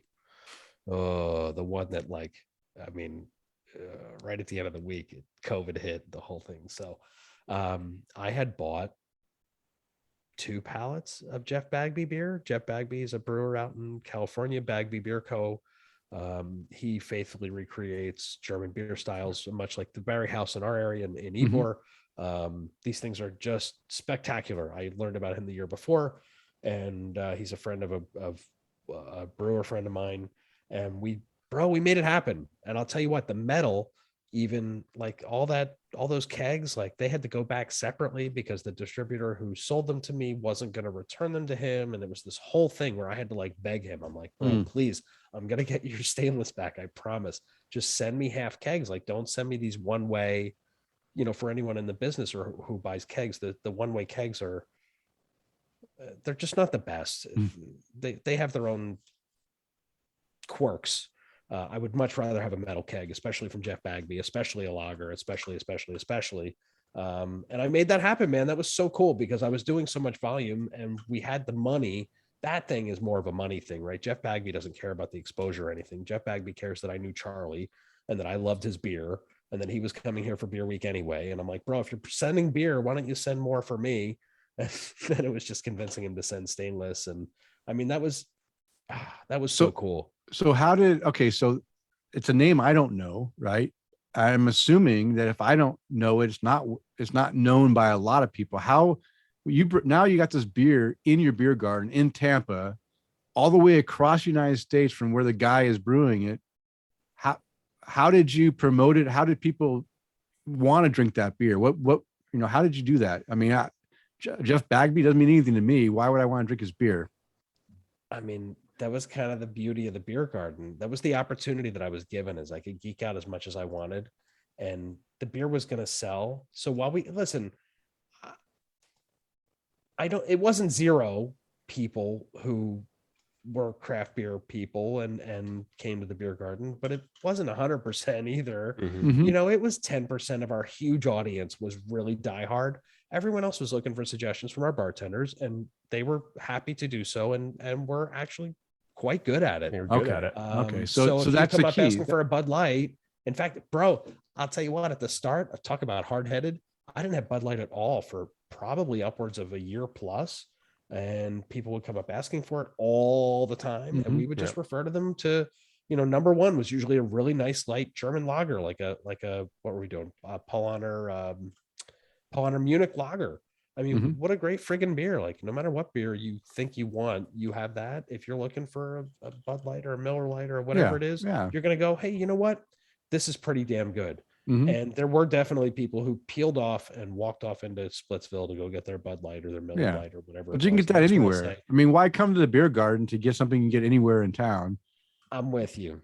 Yeah. I'm with So you. Except that I was in a major city center and I needed to Yeah. kind of satiate the general beer palate. yeah. And by the time I did that, by the way, Denny, I didn't have any bad feelings about it. We still sold a shitload of craft beer. It didn't Yeah. really augment craft beer sales as much as I thought it would. No, but but now you can sell somebody a Bud Light or a whatever for, $5-6 a bottle and make a $6.50 and make a ton off of it, right? So if you're making money for people who don't want to drink the good beer, you're making less margin off of, right? Why not? I mean, I don't blame you. Absolutely. You're right. So you hit on the key aspect of how you made some of these unknown beers become a name at the beer garden, and that is through the people you have working there, the bartenders, the servers. When people ask, hey, what do you've got like this? And they can say, hey, you know what? I've got this Jeff Bagby beer out of California. And it's fantastic. You like this type of blah, blah, blah. And they say, yeah, let me try it. And then boom, that gets out there. Word of mouth starts to spread. And now more people are ordering Jeff Bagby's beer, right? That's kind of how you were able to get this beer that is from a relatively unknown source that, to be a popular beer. Well, basically, I'm surprised, right? And I want the beer, and then I get it, and then it comes in, and I'm telling the managers as soon as it comes in, I'm like, dude, oh my god, the Bagby, I'm such a nerd, right? And I'm like, oh my god, the Bagby beer's here, Yeah. and then they tell the staff, they're like, oh, this Jeff Bagby beer, oh, you got to try this, and they try it, and by the way, it's fucking great. So of course they all try it, and they're like, this is really good. And then to your Okay. point, Denny, Yeah. yes, they're then recommending it nonstop because Yeah. it's like, I tried it, it's delicious, and the audience is going to like it, so why don't I just sell it to them? Like it all worked out perfectly. Okay. I think that my geekiness was a little infectious over there. Your geekiness when it comes to beer, Joel, it sometimes can be a little overwhelming, right? Because you know what it is, and I love, that's probably one of my favorite things about you, mostly because it puts beer in my hand, right? And I remember one of the first times that I came to just chat with you at the beer garden, you were like, oh, hey, you need to come grab this beer. Dude, you cracked open 2, 3, 4 cans of just stuff that you got from local breweries. And I believe it was Equilibrium. You got this new shipment of stuff in from Equilibrium. And I remember just sitting at the bar in the beer garden, trying all these beers because you're like cracking this one. You're like, here, try this one. You got to do this one. And then your staff's like right there with you. Like, hey, yeah, we got to try this one. And we're all going, this one's got this oniony taste to it. Like something's off with this one. Okay. Yeah. So we all got the same kind of notes out of this one. And then you're like, well, here, try this one. Like, what do you get out of this? And I'm like, dude, this is Denny. I'm sorry you never got to see it, man, because it is a place that you and I, like, there is no other reason for me to go to Sparkman Wharf any longer. Yeah. None. If I'm Nothing. at Sparkman Wharf, if you see me at Sparkman Wharf, I'm dead.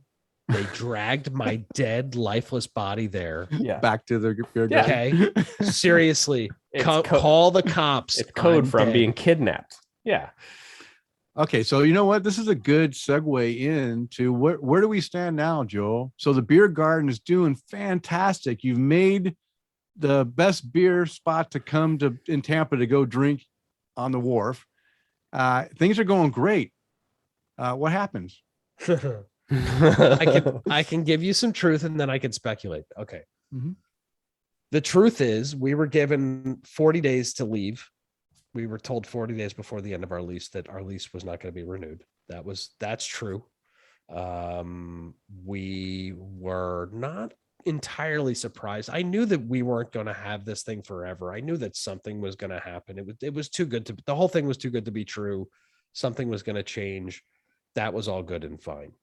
Here's the real, the skinny, the poop is that our final lease was, and what probably would have been our final lease anyway, was a 2-year lease at X%, right? Because it was a percentage lease. Mhm. We went back and forth on this lease a bunch because of the Super Bowl was coming up and they wanted to, and they had this weird language and whatever. So we just went back and forth and we went to our lawyer and come back and we signed this document. It was November 19, I don't know, something like that. Document signed.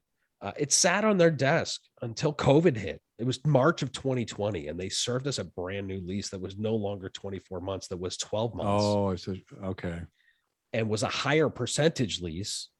So half of me thought that this was a money grab during a low year to try and equalize, which was fine. And then I thought I might get one more lease.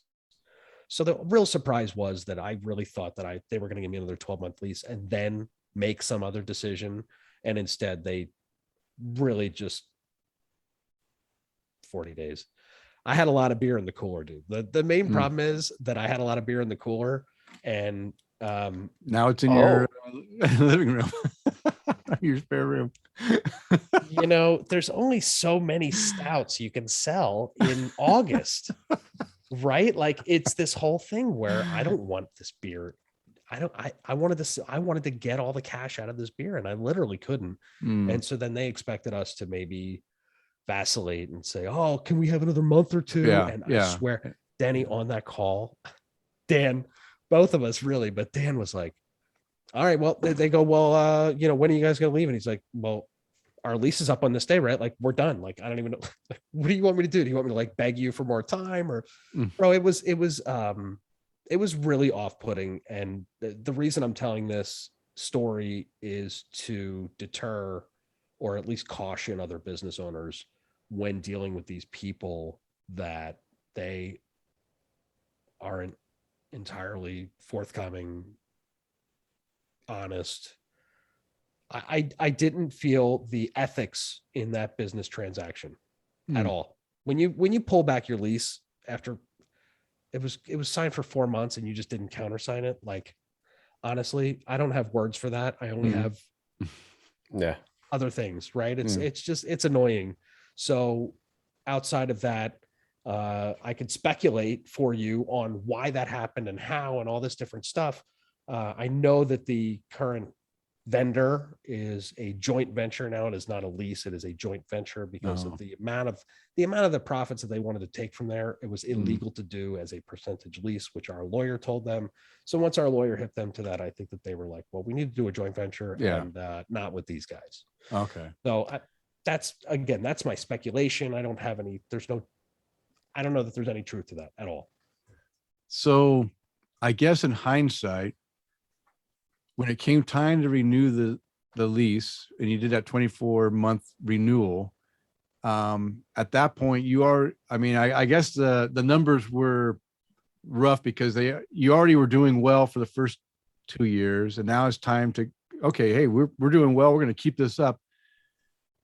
And of course, like you just hinted at, they were wanting more percentage of what was coming out of this property. And so in the lawyering up and everything, you guys worked out another 24-month deal. But in reality, if you didn't have a good enough deal to go long-term, it was meant to die anyway, right? If you couldn't secure a deal that was going to be a 10-year deal at a set fixed price that you could live with, then you're going to walk away anyway. They were keeping us on a short leash on purpose. Yeah. And they did it because, I mean, listen, they had the upper hand. It's an incredible location. Yeah. You could be the shittiest operator. I'm not going to say any names. There's a really shitty operator right on the Riverwalk that does great business and has done great business for the years that they've been operating there. It's like, it's operated by, I should probably say the name, but I'm not going to. No. It's operated by like a Marriott or right. So it's not, it's not even operated by the company. It's leased out to a food service company, which is why it doesn't really have great service. Nobody really cares. No one has skin in the game, but it crushes. It absolutely crushes. It doesn't matter who the vendor is. So my landlord's like, screw the sales. Like get somebody in here who get somebody in here. Sorry. Get somebody in here who's going to do something different. And the part that I understand and the part that I will be professional about is they chose Splitsville because Guy Revelle has a really long standing business history there. He runs a bunch of businesses in Disney. They basically are turning it into, Sparkman Springs. It's Disney Springs, Yeah. amateur style, without clean bathrooms. And Yeah. all right, I'll stop. I'm done. Yeah. I can't. That was too Okay. mean. So That was too mean. what's next? So now beer garden gone. So now, while Beer Garden was still going, Dan and I started a new project called Trellis Brew Pub in Ybor City. And once the lease got taken away from us here, we were like, oh shit, now we have to move the Beer Garden too. So there's this concurrent project. One is Trellis Brew Pub, which is happening on 7th Ave in Ybor City. Permitting is almost put through. We're going to start swinging hammers soon. I really hope that that's open in spring of 2022. The Beer Garden is a little less involved, but I really have to find the right spot for it. And I think I did, but then the property changed hands. And so there's a little bit of stuff going on there too. I would really like to get both of these properties open pseudo simultaneously. I mean, something like Yeah. that. That's my Okay. thought. I don't really know how that happens yet, right? It's like it's a pipe dream more than anything. But I'm really dying to announce the reopen of the Beer Garden, because even though they took my lease away from me, they can't take that business away, and they can't take that beer list away, and they can't take away the way that we were doing things. And Yeah. I'm going to pat ourselves on the back for one thing, and that is that our employees were, they were really happy working there. I think that they really thought that we were doing something different, and I think that we treated them well, and I think that doesn't happen a lot in hospitality. So I think that there was a lot of appreciation there, and I'd like to bring all that back too as well. Yeah. I guess, I mean, that's the part we haven't talked about. That's got to be one of the hardest things, right? You had they were your employees, but you also had an engagement with them that was a friendship and a family type relationship that all of a sudden, out of the at an abrupt stop, you had to say, hey, I'm sorry, but we're closed, and now we got to let you go. And now you just lost, family members that some of them you've had for quite a while, right? That you had with you and were like really good workers and Truth. managers and stuff. And it's just sad that had to happen before you were ready to move them into another position within your organization. And it became an awful dramatic situation at the end too, because of the 40-day notice, and because it's all kind of created by that short notice. Yeah. That was a shame. I choose to remember the entire middle part and enjoy that, right, Conan? Wow, he's gotten big. Dude, he's huge. He's a big boy now. So, from a HR standpoint, I felt really bad letting all those people go. Dan and I had a conversation like, hey, who do we keep? Do we keep people? And I finally came to the conclusion, like, I don't even know when. If it was a when, then I could calculate and say, oh, it'll cost me this much. Yeah. And I don't even know the when. So like, how would I keep my two best managers, for instance, keep them on payroll and let them, at least come along for the ride? And I can't do that. So I can say that I've gotten 4, 5, 6 people have reached out to me individually and said, hey, whenever you're ready, we're ready. We've got other jobs, awesome. but like, we want to come back. And I'll tell you what, Chris, that feels the best of all. I could imagine. And they're really good people too, right? It's not even like it's literally my best staff who's asking me to do that. So it's like, it's amazing. Well, in kind of from the customer or the clientele standpoint, right? Just kind of having an inside look at how the business functioned, whether you were there or whether I was just there grabbing a beer or whatever. Like, not only did you have some amazing staff that were there, right? Like, they were either super helpful with beer choices, or when I was there watching a Lightning game one time, I watched Sarah specifically, right, tell a dude to just, in the most sweetest way possible, you need to leave.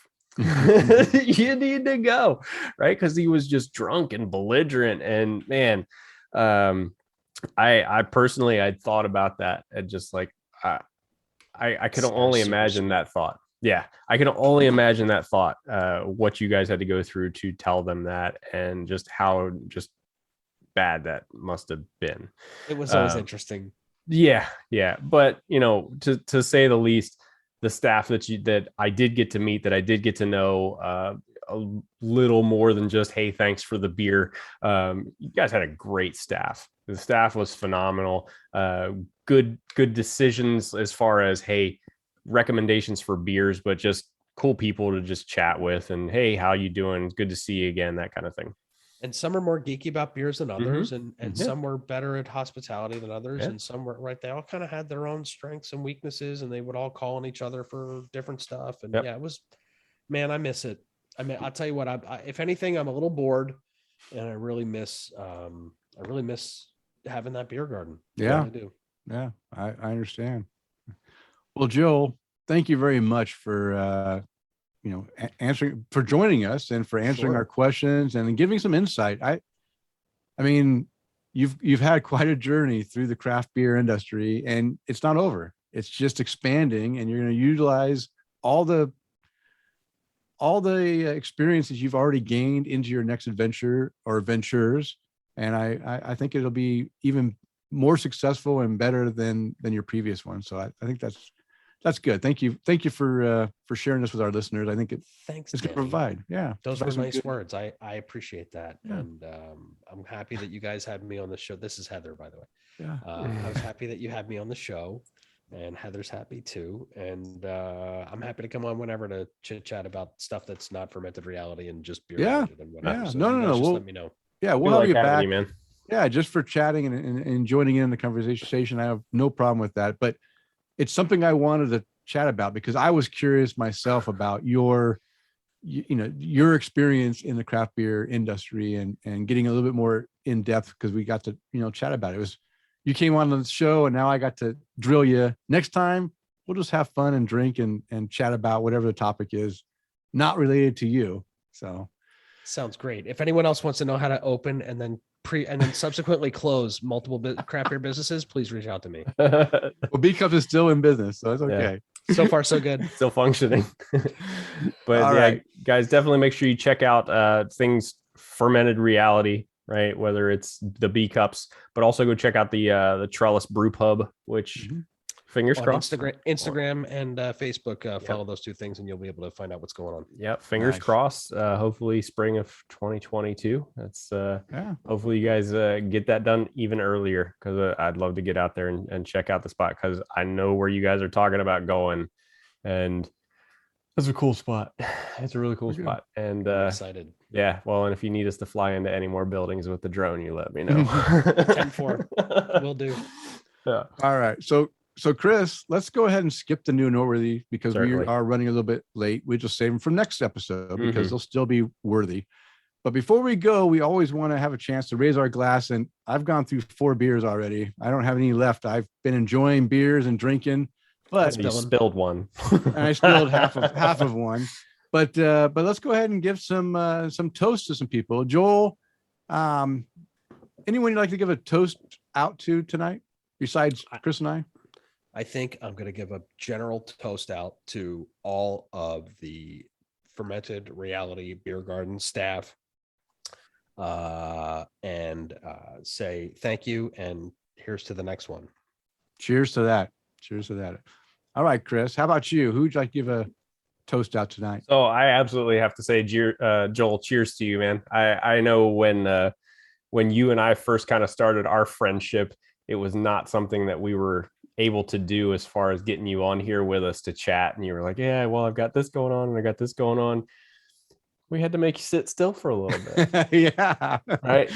Chat with you on another podcast for a Now while. I'm doing and it involuntarily. yeah, and then you're like, dude, I kind of miss getting on and chatting with you guys. It's fun. Really, yeah, dude. Anytime you want Yeah. to, just let us know every other Monday. But thank you for the time. We appreciate you coming on here, buddy. No and cheers problem. to you. Thank Yeah, you. I'll toast you, Joel, as well. And to your partner, Dan Charlie, who's might be still, no, I think he I might have doubt checked it. off. He's gone. He's But hey, I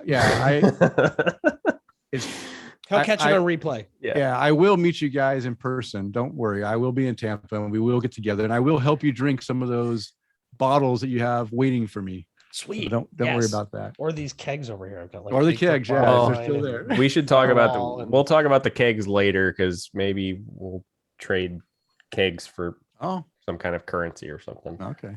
And of course, I always like to give a toast out to one of our Patreon supporters. Tonight is to Chad Lamassa. Thank you for your support. We really appreciate it. And of course, being a former serviceman, I always want to raise my glass and thank all those who are serving in our military services, protecting our freedoms, and who have previously served. Thank you for your service.